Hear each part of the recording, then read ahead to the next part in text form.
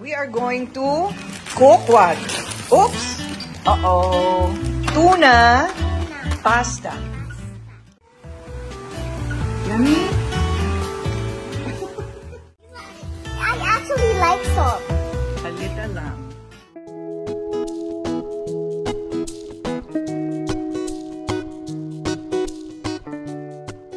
Hello and welcome to Celebrity Home. Kinagiliwan ng mga netizen ang social media post ni Corina Sanchez, kung saan nagluto ang kambal na anak nila ni Mar Rojas na sina Pepe at Pilar. Sa tulong ng well-known news anchor na si Corina, ay nakapaghanda sila ng tuna pasta. Sa video na ito ay mapapanood natin, kung paano turuan ang Rojas twins ng kanilang nanay, at detalyado din nilang ipapakita kung paano nila lulutuin ang nasabing pagkain. Nakaka-good vibes panoorin ang mag-iina, sa kanilang kusina bonding. What are Pepe and Pilar doing right now in the kitchen? We are going to cook what? Oops! Uh-oh. Tuna pasta. Tuna pasta. Okay, this is our lesson. So, Pilar likes shells. Pepe likes this kind. Circle. Spiral. Wait, quiet. Why? Do you hear something in the shell? Yeah, I hear something. Why? That's your imagination, huh? Okay, the pasta has to be perfect. So it has to be al dente, which means exactly 8 minutes only. Okay, we don't have to count the pasta. We're just going to see how much we want. Okay? Alright? So what are we going to do with this? We're going to slice it. Sige nga, can you help? Take out the balat, let me punch it first. And then take out. Why did you punch it? So that it becomes open. So, you want to smell it? Smell. No, thanks. No thanks. Oh. See? It's good. I told you. Okay. This is really for meat, but this will do the job. And then after it is like this, you have to like slice it a bit. Okay, slice it a bit. So that when we cook it, it becomes smaller. Okay?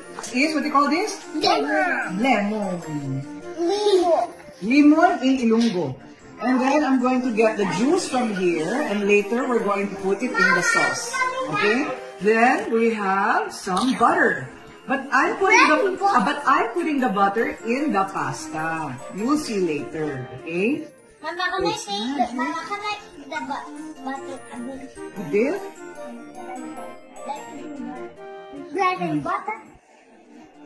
Yummy? Here, we have the tuna. Okay, wait, you're not Superwoman. Mama, can you see what's inside? And you have to sift it because there's water. You cannot put the water. Oh. We have one can for the recipe for the noodles of Pilar. And then another can for the noodles of Pepe. It's boiling! Boiling, boiling, boiling. And we are ready for our butter, our rock salt, and later we'll put pepper.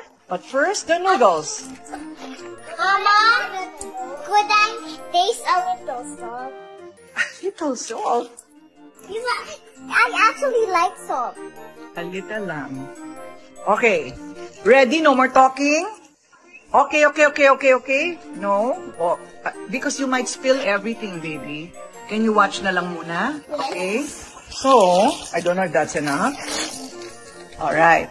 So, we have that. And we have to now count 8 minutes. But we first have to put a little salt. Can I try? A little.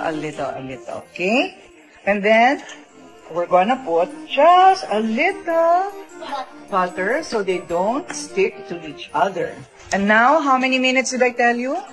8. 8 minutes for al dente. Waiting for the pasta, we're gonna put the, what we call it? Olive oil. There are many kinds of oil. There are many kinds of oil, but this is olive oil. The masarap part, what?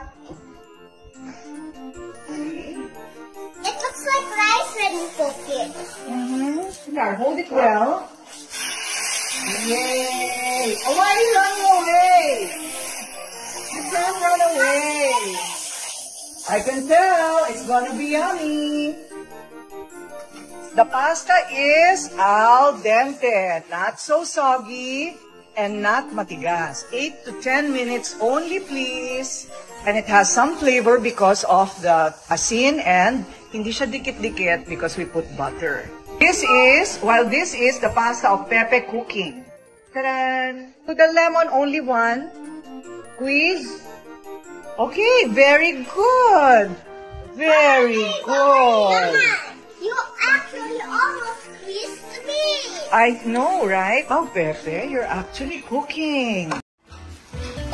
Cooking pasta. Wow. Here's yours. Oh. This one. Not too near the fire. Not too near the fire. Okay, we're almost done. This is the pasta.